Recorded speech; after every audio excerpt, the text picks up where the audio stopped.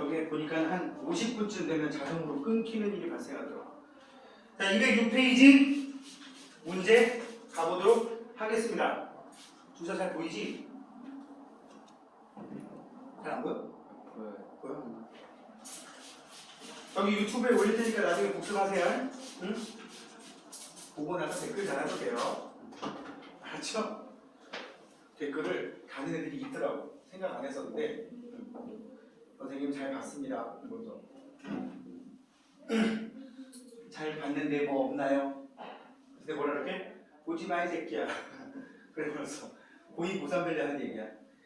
우리 학원에서 운영하는 유튜브도 있지만 선생님 개인 유튜브 채널도 있어가지고 거기다가도 같이 올리거든. 선생님 채널에 올리면 애들이 그러더라고. 선생님 잘 봤습니다. 뭐 없나요? 그래서 나가 이 새끼야.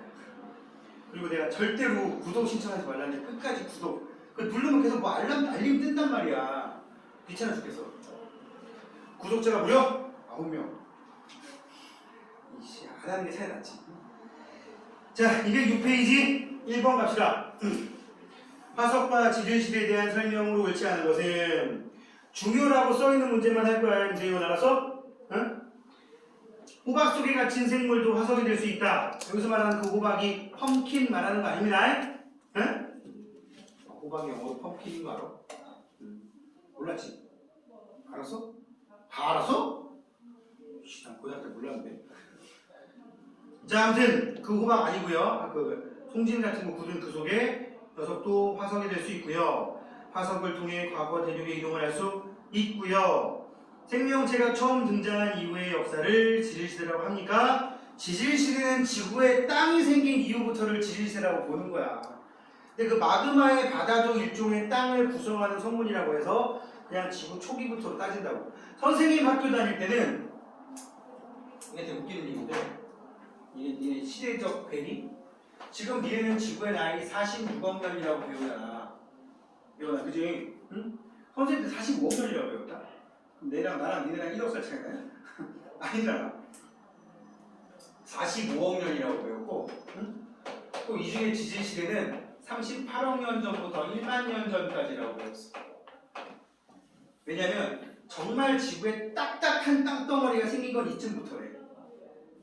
그래가지고 조금 옛날 책에는 이렇게 나온 책도 있는데 별 의미를 두지 마십시오. 응?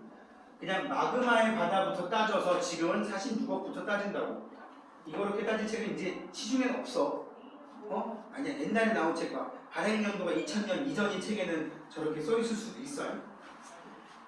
그리고 이게 교육에 쓰이는 내용이, 이론에 대한 설명이 가끔 20, 30년마다 조금씩 바뀌어. 티가 안 날 정도로. 근데 사실은 지구과학 파트에서는 3년 전에 조금 큰 개념 하나가 바뀌어버렸어. 하와이라고 하는데, 이제 하와이. 우리 지난번에 판구조론 얘기 잠깐 했나? 했었지? 발산형 경계, 수렴형 경계 이런 얘기 했었지? 하와이는 발산형 경계, 수렴형 경계도 아님에도 불구하고 화산 지진이 발생하는 곳이라서 열점이라고 하거든, 그 지역을. 땅 밑에 마그마의 방이 어떻게 있어서 심심할 때마다 빵빵 터지니까 화산 지진이 발생한다. 근데 그 열점에서 하와이에서 마그마가 생기는 과정을 설명하는 이론이 3년 전에 바뀌었어요. 그래서 되게 웃기는 일이 발생한 게 선생님이 3년 전에 여기서 가르쳤던 학생이 대학을 들어가 있는데 되게 아직도 군대 안 갔어. 돌아버릴 것 같아. 한 명 있는데 그 학생이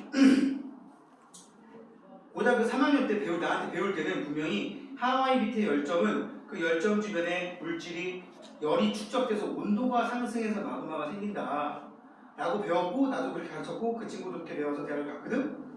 그랬는데 내가 다른 데 가서 강의를 할 때 그 학생을 조교로 데려다 썼어. 조교로 데려다 썼는데 질문할 일 있으면 내가 바꾸면 얘한테 질문해라 온 거란 말이야. 질문을 했는데 이 학생은 내가 그렇게 가르쳤기도 했고 그렇게 해서 대학을 들어갔으니까 그거에 대한 이론이 나올 때 자기가 배운 대로 하와이 주변의 열점은 온도가 상승해서 마그마가 만들어지고 라고 설명해줬는데 답이 아니고요. 그 사이에 바뀌었어. 저 멘틀 밑에 외핵 근처에 있는 뜨거운 물질이 상승하는 과정에서 압력이 감소해서 생긴 마그마다라고 바뀐 거야. 이 친구는 배운 대로 했는데 답이 아닌 거지. 그래서 내가 데려다 놓고 야, 바뀌었다. 응? 네가 대학 들어가서 바뀌었다. 이건 어쩔 수 없다. 이론이 바뀌어버렸기 때문에 설명하는 이론이. 근데 아 그렇군요 했는데 그 조교가 누구냐? 오늘 안 오는 형이야. 오늘 안 오는 형이야. 지금 말한 그 대학생이. 아직도 군대 나갔어. 무슨 말인가.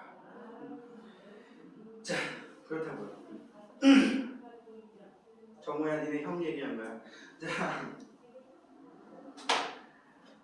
1번 답 그래서 답은 3번이 되고요. 이 생명체가 처음 등장한 이후의 역사를 지질시대 틀렸지? 응? 굳이 좀 좁게 얘기를 해도 지구에 지각이 생긴 이유라고 보통 얘기를 해야 되는 거예요. 답은 3번이 되겠고요. 지질시대 중에 선캄브리아 시대의 길이가 상대적으로 가장 길다. 선캄브리아가 제일 길지? 거의 한 88% 정도 됐었던 것 같아. 그 다음에 지층이 생긴 시대를 알려주면 표준화석, 환경을 알려주면 시상화석. 기억나지? 답은 3번이 되겠고요. 점프합시다. 그 페이지는 중요라고 써있는 문제가 없네. 8번으로 가봅시다. 8번. 그림 가에서 다는 고생물의 화석을 나타낸 것이다. 이에 대한 설명으로 옳은 것만을 보기에서 있는 대로 고르는 것을. 깜짝이야. 얘 없어진 줄 알았어. 순간. 가는 암모나이트 중생대에 번성했던 생물이다. 맞습니까? 네. 암모나이트 중생대 바다. 그 다음에 나가 퇴적될 당시 환경은 따뜻한 바다였다. 나는 뭔데? 고사리, 온난습윤한 육지라고 보통 얘기를 합니다. 알겠습니까? 그래서 니은 틀렸고요. 다에서 다 모두 표준화석. 지금까지도 살아있는 고사리는 표준화석이 될 수가 없어요. 시상화석이라고 한다고. 답은 1번. 자, 그 다음 9번. 이게 너무 뻔한 문제야. 지층을 살짝 흉내내서 그려볼게. 지금 이렇게 그림이 나와 있고요. 중간에 구불 있고요. 밑에에 빗금친 부분, 셰일이라고 하는 퇴적층이 있고 삼엽충의 화석이 나왔어. 그 위에는 사암층이 나와 있고요. 여기 메머드의 화석이 나왔어. 그지? 셰일층인가 보다. 삼엽충, 고생대 바다. 근데 이 위에는 뭐가 되는 거야? 사암? 모래가 쌓였나봐. 신생대 육지. 그래 보니까 여기 왠지 고생대 바로 위에 신생대 있는 거 보니까 중생대가 좀 빠진 것 같은데 이렇게 중간에 혹시라도 빠진 층이 원래 있었는데 깎여나간 층이 있고 위아래 층 두 개가 이렇게 붙어버리면 이걸 부정합이라고 부릅니다. 부정합이라고 부르고요. 그냥 이런 게 있다는 것만 알아두세요. 여기 중간에 원래 있던 층이 빠졌다는 증거야. 응? 자, 셰일층이 사암층보다 먼저 퇴적되었다. 맞습니까? 네. 밑에 있으니까 또 오래됐으니까 화석으로 이제 확인사살 가는 거지. 그 다음 이 지역은 바다였던 게 육지로 바뀐 거지. 신생대 육지로. 그지? 니은 틀렸고요. 이 지역에 중생대 지층이 없습니다. 화석상으로 확인해 보니까. 정답은 기억 디귿이 되겠고요. 자, 또 페이지에 중요 문제 없으니까 넘기면 14번. 지질실의 환경과 생물을 보관한 모식도를 순서 없이 나타낸 것이다. 신생대, 고생대, 중생대 나와 있지? 그지? 순서대로 신생대, 고생대, 중생대야. 가운데 거 공룡 아니다. 아까 쌤이 얘기한 물속에서 약자였던 것으로 여겨지는 생물이 육지로 진출해버린 거야. 굳이 얘기하면 양서류쯤 된다고. 다 시대에는 오존층이 있었습니다. 오존층은 고생대 초중반에 만들어졌기 때문에 틀렸고, 나 시대의 생물들은 바다에서만 살았나요? 고생대에 해당하는 생물은 바다에서만 살았던 것 같은데 후기에 육지로 진출하게 된다고. 응? 답은 디귿 리을. 중생대에는 파충류 번성. 요 얘기는 나중에 문제의 소지가 될 수도 있어서 가능한 한 선생님들이 잘 안 냅니다. 지금 우리가 중생대가 파충류의 시대라고 공부하잖아. 옛날에도 이렇게 배웠지, 그지? 점점 공룡이 파충류가 아니라고 하는 설이 점점 많아지고 있고, 혹시 관심 있게 책을 본 사람들은 모르겠는데 최근에 나온 공룡 관련 책들에 보면 티라노사우루스의 깃털 달려 있습니다. 본 적 있어? 그래서 난 개인적으로 그 설을 90년대 중반부터 믿던 사람이라서, 응? 이거 놀란 토끼들처럼 정말 이러면서 아주 긍정적인 반응이에요. 내가 옛날부터 생각했던 게 이거야. 얘네 티라노사우루스가 어떻게 생겼는지 알지? 알지? 니네가 보기엔 T는 우리가 오늘날 우리 주변에 존재하는 파충류 그러면 뱀 아니면 도마뱀 이런 거잖아. 그럼 머릿속에 떠올려봐. 티라노사우루스의 모습이 도마뱀이랑 비슷해, 닭이랑 비슷해. 티라노사우루스 앞다리 아무것도 아닌 거 알지? 이거 빼고 생각해봐. 닭이야. 목 길고 머리 있고 몸뚱아리만 있는 거. 뒷다리 튼튼하고. 그렇잖아. 난 개인적으로 조류를 진화했다는 증거라고 생각을 하거든. 응? 개인적인 생각인데 이 설이 점점 더 많이 나오고 있어서 중생대가 파충류의 시대라고만 정의할 수는 없기 때문에 문제는 잘 안 나올 거라고. 왜냐면 이게 논란의 여지가 있으니까. 옛날같이 선생님 때처럼 내신이 그렇게 큰 비중을 차지하지 않을 때는 그래 뭐 선생님이 그렇게 얘기했으니까 닥치지 뭐 하는데 요새 따지고 들잖아. 선생님 좀 틀린데 여기 보기 이렇게 나왔어요? 와서 따지고 들지? 선생님도 싫어합니다 그런 거. 그러니까 중생대가 파충류의 시대라고만 할 수는 없다고. 파충류, 조류 다 두 개 섞어서 생각하시고 지질시대 순서는 나다 가가 되겠습니다. 답은 티귿 리을이고요.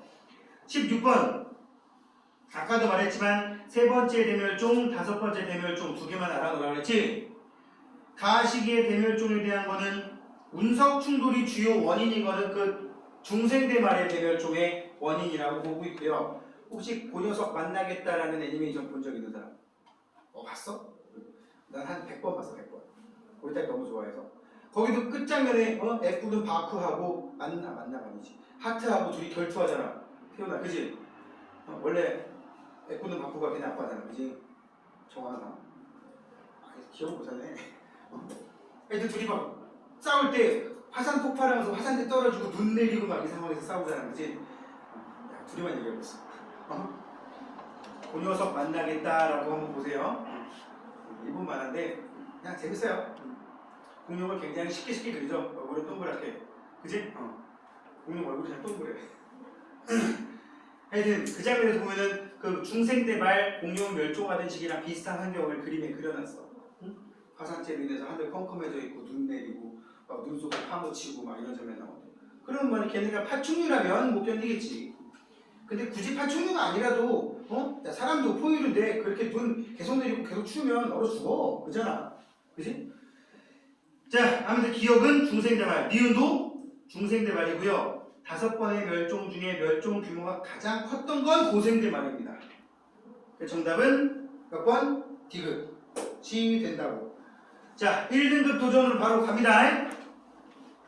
네 문제밖에 안 되니까 이거를 후딱 하고 뒤에 진화 얘기를 좀 꺼내볼게요. 어느 지역의 지층 A에서 F에서 산출된 화석 A, B, C, D, E의 분포를 나타낸 것이다. 이에 대한 설명으로 옳은 것만을 보기에서 있는 대로 고른 것은 A에서 F를 두 지질시대로 구분한다면 잘 봐봐. 밑에서 대문자 A, B, C, D, E, F까지를 오래된 지층, F가 가장 최신 지층이라고 하면 가장 처음부터 등장했던 생물이 B잖아. 그지? 스몰 B. 스몰 B가 C하고 D 사이에 멸종돼버렸지. 그리고 나서 A가 등장했지. C도 등장했지. D는 어떻게 살아남았지. 근데 스몰 E도 C와 D 사이에 멸종했지. C하고 D 사이에 여기에 등장하는 5종의 생물들 중에 2종이 멸종했고 2종이 새로 등장을 했어. 하나는 어떻게 겨우겨우 살아남아. 거기가 가장 끊어지는 구간이 크단 말이야. 그래서 두 지질시대로 구분하면 경계로 가장 적당한 곳은 당연히 C와 D가 맞는 말이고요. 표준화석으로 가장 적당한 곳. 표준화석은 뭐냐? 얘가 화석으로 나오면 그 층은 무조건 어느 시대야 하고 딱 규정지을 쓰는 게 표준화석이야. 예를 들어서 E 같은 경우는 대문자 B, 대문자 C 두 시대에 걸쳐 나타나지. 근데 스몰 A는 D라고 하는 시기에만 나온단 말이야. 이거 빼박이야. 얘가 표준화석으로 제일 좋아 하시는 중에서는. 그럼 역으로 가보자. 여기 나온 문제를 시상화석으로 쓰기 가장 좋은 걸 고르라 하면 아마 D가 제일 낫겠지. 지금도 살아있는 게 되는 거니까. 알아들어요?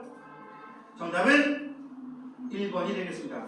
특히 A에서 F의 퇴적 시기는 시간적으로 연속적인 관계에 있다. 맞을까요? 지층을 경계로 생물계의 변화가 4번이나 나타나는 C하고 D 사이의 경계는 아마 연속적이지 않을 것이다. 그렇게 연속되지 않은 지층을 우리는 보통 부정합이라고 한다고. 여기는 표로만 나와 있기 때문에 정말 부정합인지는 알 수가 없으나 요 빠져나간 요 시기에 무슨 일이 있었냐면 밑에 층하고 이거 전에 있던 층이 있을 때 땅덩어리가 위로 솟아올랐다가 깎였다가 다시 가라앉는 일이 생기고 그 위에 얘가 쌓였다고 보통 본단 말이야. 비교적 짧은 시기에 이렇게 솟구치고 깎이고 가라앉고 이러다 보면은 시간상으로 둘이 연속이 안 돼. 이걸 부정합이라고 합니다. 그러면 여기 살던 생물에게도 영향을 줘서 확연하게 변해버린다고요. 자, 답 기억 1번이 되겠고 2번 지질시대 동안의 지구 대기 중에 산소 농도 변화를 나타낸 것이다. 지금 딱 보아하니 남세균에 의한 광합성이 막 시작된 게 40억 년 조금 지나서야, 그지? 그리고 나서 20억 년쯤 돼가지고 대기 중에 산소가 이제 막 슬슬 나타나기 시작을 합니다. 그지? 그 전에는 대기 중에 산소가 거의 없다가 4억 년 전쯤 돼서 이제 오존층 형성 해놓고 오늘날과 비슷하지. 그지? 자, 생물의 광합성으로 대기 중에 산소 농도는 점점 증가합니다. 그지? 지표에 도달하는 자외선의 양은 오존층이 형성된 이후인 나 시기가 적지. 그러니까 나 시기보다 가 시기에 많았지. 그지? 니은도 맞았고요. 육상 생물은 나 시기에 출현하였다. 오케이. 오존층이라는 보호막이 육지의 생물이 진출하게 한단 말이에요. 정답은 기억, 니은, 디귿 5번이 되겠고, 자, 그다음 3번. 요 그림은 지구과학 원 모의고사에 나왔던 문제예요. 고생대에서 신생대까지 대륙빙하의 분포 면적 범위를 봤더니 대륙빙하가 거기 파란색으로 칠해진 부분, 고생대 중간에 한번 훅, 고생대 말에도 훅, 위도 한 30도 부분까지 빙하가 내려와서, 야, 고생대에는 중반에 한번, 고생대 말에 한번, 중반에 한번, 말에 한번 빙하가 30도 놀스 부근까지 내려왔어. 참고로 위도 30도면 제주도 밑에입니다.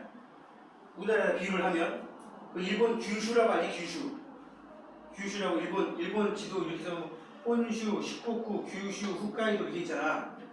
여기가 위도 30도 선이야. 제주도가 여기쯤에 있거든. 여기까지도 빙하가 덮었다. 그럼 뭐란 얘기야? 열날 추웠다는 얘기지. 빙하기란 얘기예요. 이때 빙하기, 이때도 빙하기. 근데 중생대는 그런 게 있어 없어? 없어. 야, 위도 70도까지 빙하가 없어. 응? 근데 신생대 오니까 또 얘네들이 한 40도 부근까지 내려와 있죠? 그지? 자, 고생대는 빙하기가 있었습니다. 그죠? 주세요. 그 다음에 중생대는 기후가 온난했다. 70도까지 빙하가 없어. 맞는 말이겠지 그러면? 신생대는 중생대 후기보다 대체로 평균 해수면은 낮았겠지. 얼어버리면 바닷물은 점점 더 뒤로 밀린단 말이야. 알아듣습니까? 더우면 바닷물이 차올라서 해수면이 높았고 추우면 바닷물이 뒤로 밀려버린다고. 알았죠? 이게 생각돼. 얼어버린 바닷물은 땅으로 취급하자고. 오케이? 답은 3번이 되겠고요. 4번. 고생대에서 신생대까지 해양생물 과의 수. 자, 우리 생물의 분류 단계 혹시 기억나나 모르겠는데 종, 속, 과, 목, 강, 문, 개. 들어봤냐 이런 거? 어? 자, 동물개. 사람을 분류해볼게. 동물개, 척삭, 동물문, 포유강. 이게 뭐야? 이게 뭐더라? 사람 같은 거를 뭐라 그러네. 무슨 뭐 유인원 뭐 그쪽 관련된 목. 그다음에 사람과, 사람 속, 사람 종이라고 합니다. 응? 아 여기 뭐라 그래? 무슨 목이더라? 아지. 동물문, 아니 동물개, 척삭동물문, 포유강. 아씨, 이 그 침팬지 이런 애들이 여기까지 갔다가 여기서 갈리는 거야. 응? 그다가 유인원 과로 바뀌는 거야. 원숭이 과로 바뀌는가. 하여튼 내 말은 이 생물의 분류 단계 낮은 거에서 점점 높은 데서 낮은 데로 내려오는데 같은 종, 같은 속, 같은 과 다 똑같은 의미라고 보시면 돼요. 알았죠? 응? 그래서 여기 세로 축에 해양 생물 과의 수 여기는 이 과야, 과. 가끔 어떤 문제, 생물 종의 수, 어떤 책에도 생물 속의 수 나오는데 해석은 똑같이 하시면 됩니다. 응? 자, A에서 C 시기 동안에 대멸종은 2번이 아니라 5번 정도 일어났다고 보게 되겠고요. 그래프에서 찾기 힘드니까 그냥 5번이구나 넘어가. B 시기 말기에 해양 생물이 급격히 감소한 주요 원인은 B 시기 말이면 중생대 말이니까 운석의 충돌이라고 아까 얘기했지? 그지? 그 다음에 니은 틀렸어. 딱 디귿 리을지 뭐. D 시대 동안 대륙붕의 면적은 증가하였다. 자, 대륙붕 가볼게요. A 지금 그 그림에 A 시기가 고생되고 B 시기가 중생대야.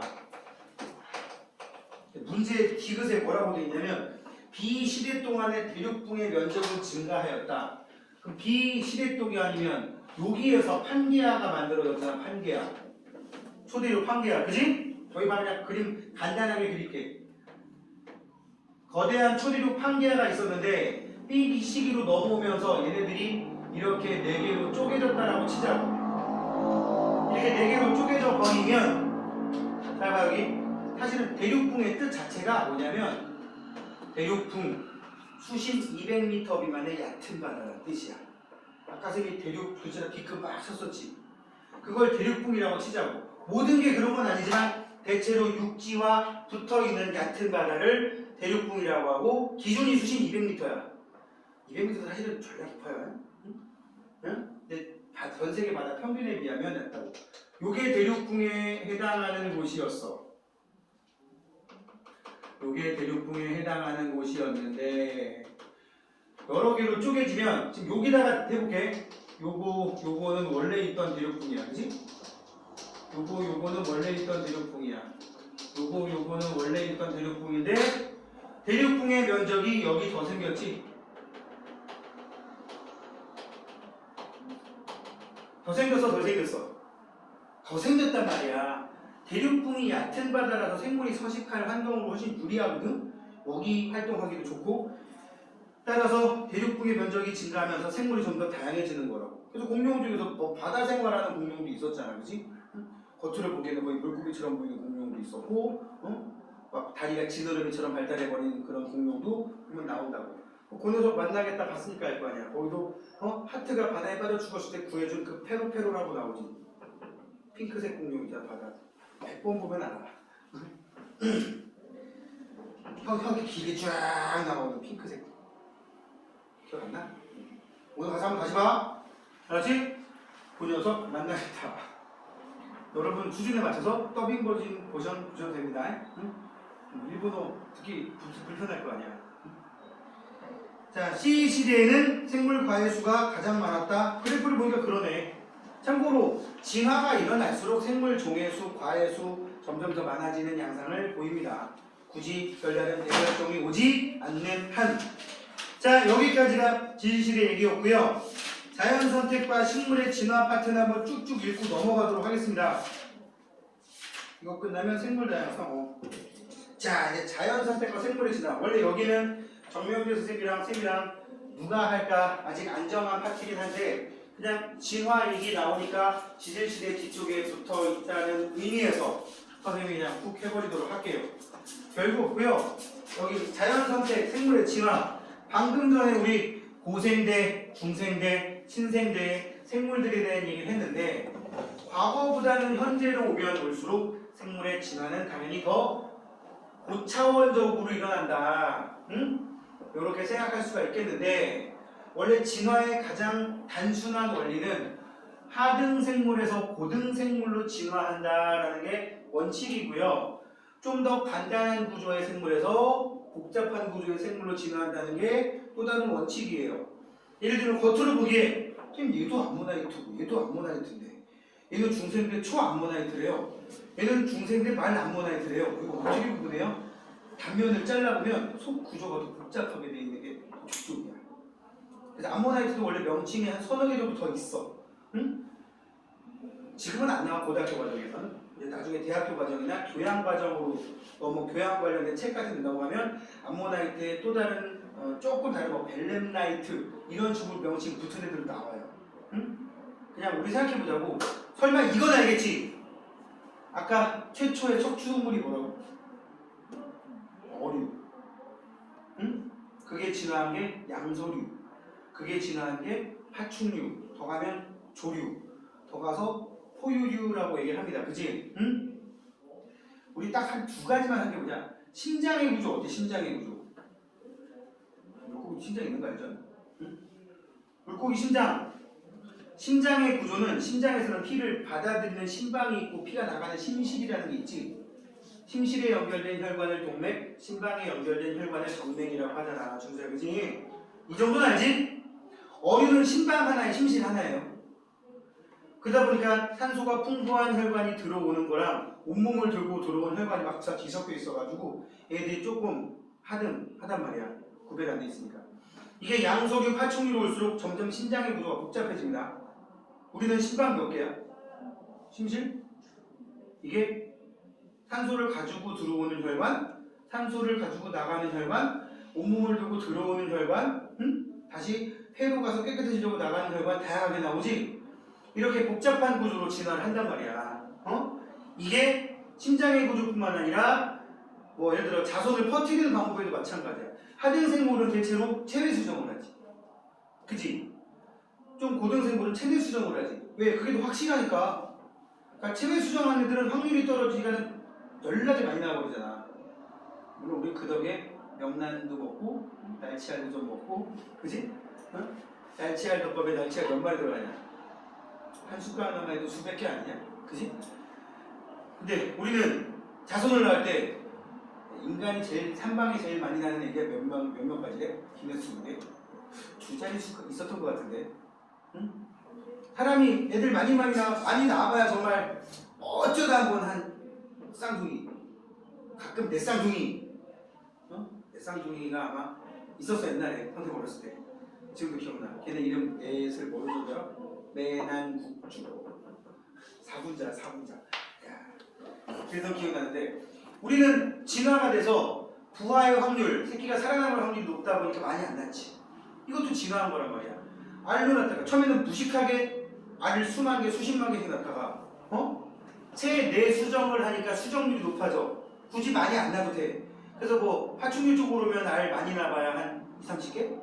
어저께도 남미 쪽에 무슨 아프리카 쪽에 무슨 모래톱에 그 거북이가 알란절면 나오는데 한 20개 정도 난다고 하더라고. 근데 우리 20개까지 안 나잖아. 왜? 뱃속에서 이미 어느 정도 키워서 내보내버리니까 살아날 확률이 더 크지. 이게 진화의 원칙이에요. 자 보세요. 진화. 생물이 오랫동안 줄거봐. 세대를 거치면서 여러 세대를 거치면서 환경에 적응하여 변화하는 현상. 이걸 진화라고 하는데 거기 진화라는 말과 비슷한 말 중에 적응이라는 말이 있어요. 진화. 적응.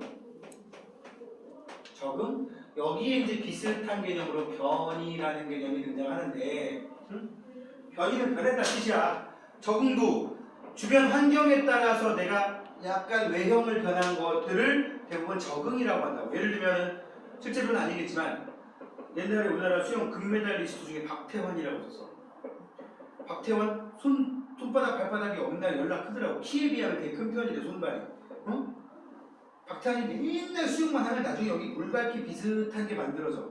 뻥이야. 그런 걸 보고 우리는 적응 또는 변이라는 말을 쓴단 말이야. 그리고 이건 내가 공룡한테 욕하는 거 아니야? 선생님 여기 보면 굳은 욕하는 거 아니야. 여기 굳은 살 장난 아니지, 그지? 내가 여기 굳은 살이 초등학교 3학년 때 생겨서 절대 안 없어지거든.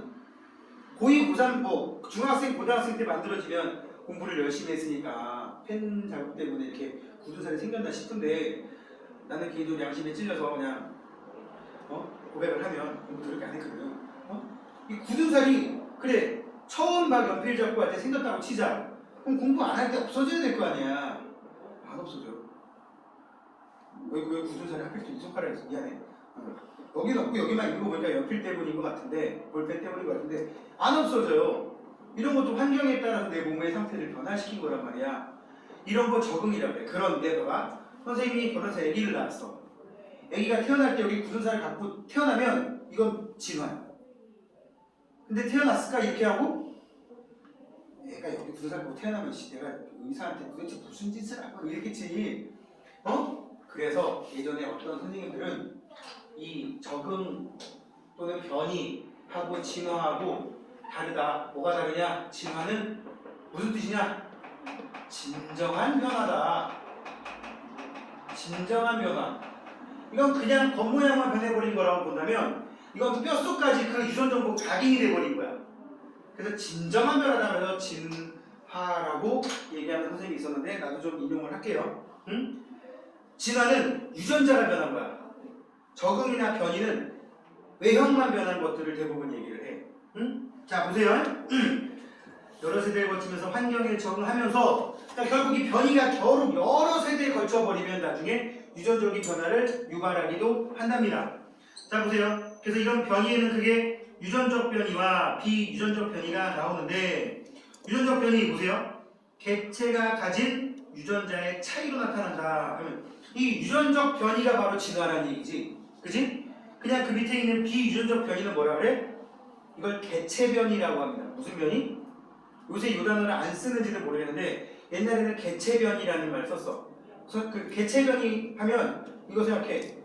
선생님 손가락에 굳어살 있는 거, 또 아까 말한 뻥친 거, 박태환 손가락 사이에 불갈퀴가 생겼다. 박태환이 얘기 나면 네가 불갈퀴를 갖고 태어나겠어? 자식이 우리야? 그건 아니잖아. 응? 그래서 거기 일반적으로 말하는 변이는 유전적 변이이고 앵무새 깃털색 또 유럽 정원 달팽이 껍데기 무늬가 이렇다 저렇다 색깔도 다르다 나선 방향도 시계 방향으로 생기냐 반시계 방향으로 생기냐 이런 차이가 있다고 합니다. 비유전적 변이는 뭐야? 환경의 영향.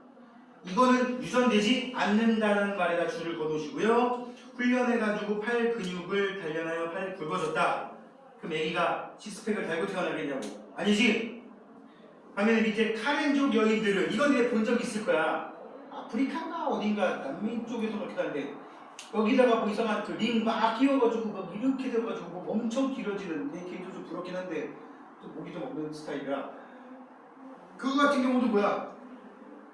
그래서 목이 길어진 거예요. 응? 내가 보기에는 아프리카는 아니었어. 동남아 쪽 어딘가였던 것 같아. 그지? 자 그리고 유전적 변이의 원인. 유전적 변이는 줄 그세요. 오랫동안 축적된 돌연 변이와 생식세포의 다양한 조합 때문에 유전적 변이가 발생하고 그 유전적 변이가 나중에 뭐를 유발하게 된다고? 결국 유전적 변이가 진화를 유발하게 된다고 정리하시면 되겠어요. 유전적 변이가 축적이 돼버리면 이제 진화가 일어나는 거야. 그럼 나중에 어떻게 되는 줄 알아? 유전적 변이가 진화를 일어나게 돼서 진화가 일어나면 조금씩 얘랑 달라질 거 아니야. 처음에는 같은 거였는데 그러다가 나중에는 뭐가 되냐? 교배가 안 되는 상황이 발생할 수도 있어요. 교배가 안 되는 이유는 두 가지야. 내가 쟤한테 관심이 없는 거야 이제. 내 주변 애들 다 이렇게 생겼는데 저 새끼 혼자 이상해. 그러면은 쟤 이상한 거니까 쟤한테 관심을 안 둬요. 그럼 우연히 쟤랑 비슷한 형태를 변해버린 애랑 쟤랑 교배를 하게 된단 말이야. 지는 지네끼리 저렇게 닮은 애들끼리. 응? 인종 비하하는 건 아니지만 대부분 황인종은 황인종하고 결혼하고 흑인은 흑인하고 결혼하고 그지? 아직까지는 종의 분화가 이루어진 건 아니잖아. 보통 유색인종 서로 다른 사람들끼리 결혼하는 경우가 드물잖아요. 그죠? 이런 것들도 그 사람들이 유전적으로 계속 그 정보가 쌓이고 쌓여서 이쪽 우리도 쌓이고 쌓여서 지금은 외형이 많이 달라진 그런 이유도 될 수 있다고. 그러다가 나중에 어떻게 되느냐? 교배가 안 되면 참고로 인간은 아직은 교배는 됩니다. 그죠? 응? 교배가 안 되면 그걸 뭐라 그래? 종의 분화라고 하는 거예요.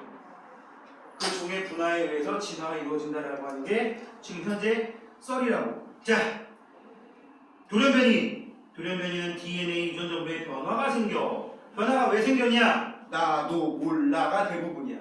응? 어쩌다 보니 생긴 거 어쩌다 보니. 부모에게 어떤 형질이 자손에게 나타나는 것으로서 그 다음 화살표 중요합니다. 돌연변이로 만들어진 새로운 유전자는 자손에게 전달이 됩니다.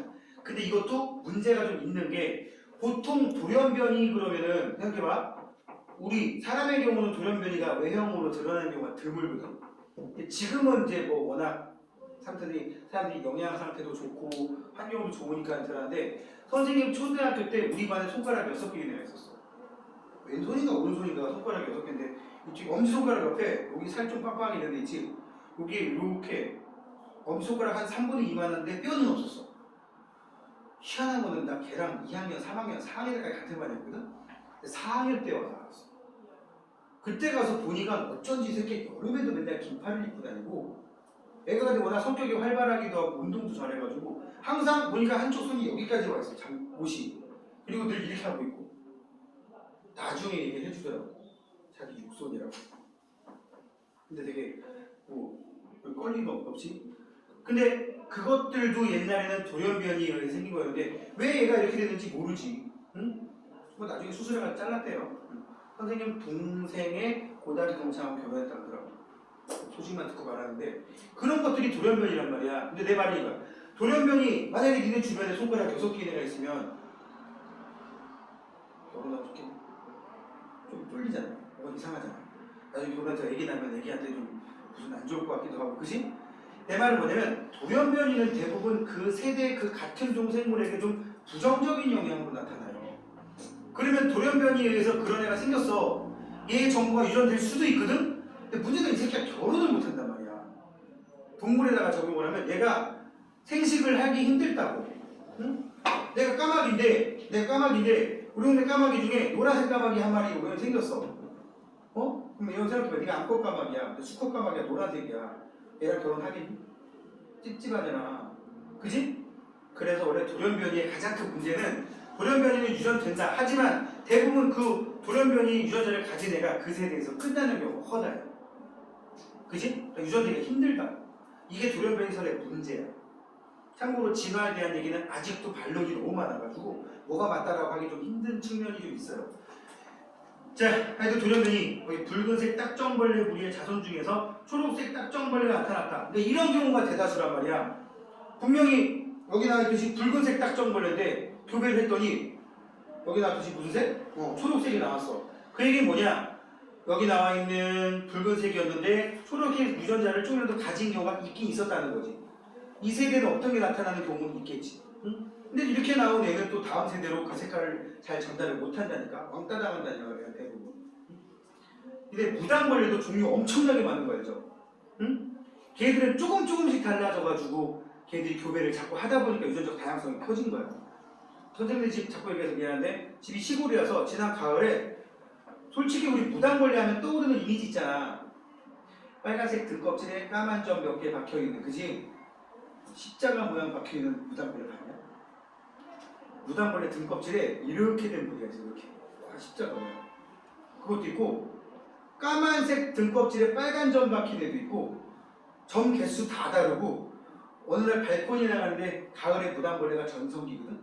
무당벌레가 싹 요 앞에 반경 2m 안에 한 10마리가 붙어있는 거야, 벽에.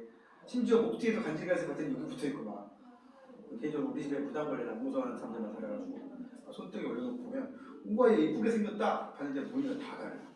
이런 게 다 유전적 다양성이란 말이야. 그 정도면 양반이지. 너무 크다, 색깔이 너무 튄다, 걔도 교배를 못한다니까. 자, 하여튼 이렇게 있던 게 나타나면 유성생식 과정에서 수정이 일어날 때 줄거기 생식세포의 다양한 조합, 생식세포의 다양한 조합으로 부모의 유전자가 다양하게 조합되어 자손에게 전달된다. 거기 뭐 흰색 털을 가진 개와 갈색 털을 가진 개가 교배하여 얼룩무늬 털을 가진 강아지를 낳았다. 주로 이제 색깔에 대한 유전이 대부분 이런 식으로 두 개가 섞이는 형태로 많이 나오더라고. 선생님네 집에도 있는 고양이가 약간 크림색이거든. 살구색이래. 살구색. 고양이가 털 많은 살구색 페르시안인데 내가 걔 태어난 지 2달인가 3달 됐을 때 그 새끼 낳은 집에서 이제 데리고 올 때, 입양해 올 때 갔을 때 보니까 아빠는 완전 진한 갈색 페르시안이고 엄마는 하얀색 페르시안이더라고. 두 개가 딱 섞인 색깔이 나오는 거야. 주로 색깔에 관련된 유전이 좀 이 중간 형질로 나오는 경우가 좀 많아요. 응? 무늬는 뭐 다양한 거고. 자, 그 밑에 이제 다윈의 자연 선택설은 이거지. 거기 네모칸 하면 그냥 딱 줄거봐. 자연계에서 이런 놈 저런 놈이 많이 태어난다. 그 중에는 이제 거기 기린 얘기가 바로 다음 페이지 나오는데 목이 긴 기린도 있을 것이고 목이 짧은 기린도 있었을 것이다. 목이 긴 기린은 밑에 있는 풀에 대한 먹이도 섭취할 수 있고 높은 나무에 있는 먹이도 섭취할 수가 있는데 목이 짧은 길이는 먹이 활동에 조금이라도 더 불리하지 않겠냐. 그러다 보니까 먹이 활동에 불리한 애가 나중에 퇴화되었다. 이거를 자 과잉 생산이 뭐냐면 이런 새끼 저런 새끼 많이 생겼다. 그 과정에 목 긴 애, 목 짧은 애 다 그지? 이게 그래서 과잉 생산과 변이라고 얘기가 나와 있는 거고 목 긴 애랑 목 짧은 애랑 먹이 활동을 하다 보니까 이게 생존 경쟁이야? 그럼 누가 유리하다? 목이 긴 애가 유리하다. 이 과정을 우리는 적자 생존이라는 말을 쓰기도 합니다. 중간에 끼워서 자연 선택 앞에다가 적자 생존이라고 한번 써봐. 적응한 놈이 생존한다는 뜻이야. 그러면 목이 짧은 애는 퇴화돼 버리고 나중에 목이 긴 기린만 살아남아서 그게 진화. 길이는 목이 긴 유전자만 살아남는다 라는 게 진화의 이론인데 이게 일반적으로 진화 이론의 가장 기본적인 이론입니다. 오케이? 근데 이제 오른쪽 페이지로 나가면 자연 선택의 한계점, 유전자의 역할이 밝혀지기 전이기 때문에 변이가 왜 나타나는지, 또 부모가 갖고 있던 유전 정보, 즉 형질이 유전 정보야. 뭐 A형에 대한 정보, 성격에 대한 정보 등등등. 이게 어떻게 자손에게 전달되는지 설명하지 못했고, 그래서 자연 선택설만 가지고는 조금 한계점이 있었다고 얘기를 합니다.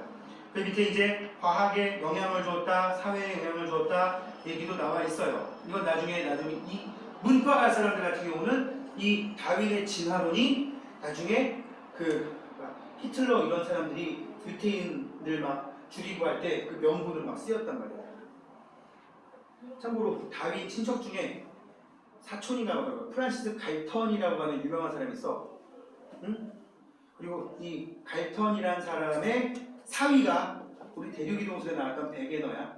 응? 아주 그냥 집안들이 다 엮여 있어가지고 하여튼 사촌인 프란시스 갈턴이 사촌 형인 다윈의 영향을 받아가지고 이거를 인간에게다 적용한 게 인종주의라고 하는 거거든.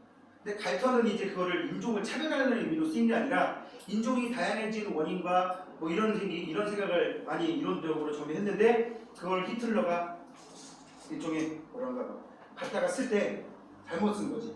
오용한 거지. 응? 유태인은 하등한 민족이다. 무등한 민족, 열등한 민족이 있다. 응? 유태인은 평균만 넘기고 밀집생활하면서 뭐 안 좋은 위생상도 안 좋고 그렇기 때문에 쟤는 다 죽여 없애야 되는 게 인류의 유전적 정보에 훨씬 유리하다. 그래가지고 유태인 학살한 거야. 응? 근데 그런 데에도 쓰였다 라는 내용이 등장을 합니다. 자, 밑에 개념 속속 한번 쭉 해보시고 다음 시간에 변이에 대한 얘기와 몇몇 유전적인 얘기들, 그 다음에 생물의 다양성에 대한 얘기를 하고서 요 진화 파트를 마무리를 하도록 할게요. 그러면 뒤에 에너지만 남았구나. 깜짝이야. 자, 오늘 여기까지 하도록 하겠습니다. 질문?